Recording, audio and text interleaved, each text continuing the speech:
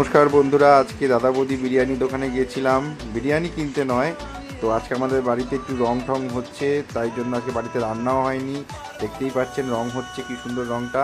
তো বিরিয়ানির দোকানে আর বিরিয়ানি সবাই পার্সেল করছে দেখলাম, সবাই পার্সেল বসে খাচ্ছেও এত সুন্দর সুন্দর বিরিয়ানি। কিন্তু আমি বিরিয়ানি আনিনি বন্ধুরা, আজকে নিয়ে এসেছি আমি অন্য কিছু আপনাদের দেখাবো।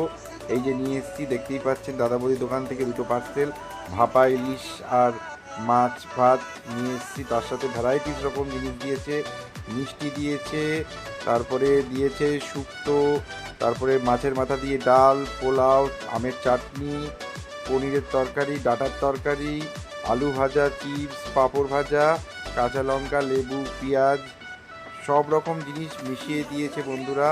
আর খেয়ে শেষ করা যাচ্ছে না, এত কিছু দিয়েছে। এই যে মাছের মাথা দিয়ে ডাল, ভাপা ইলিশ তো আছেই। তো খুব সুন্দর রান্না হয়েছে বন্ধুরা, মানে আপনাদের দেখিয়ে শেষ করতে পারবো না, এত খাবার। এই জামাইয়ের মতন খাবার দাবার। আর চাল ভাতও দিয়েছে, খুব সুন্দর চালের ভাত দিয়েছে।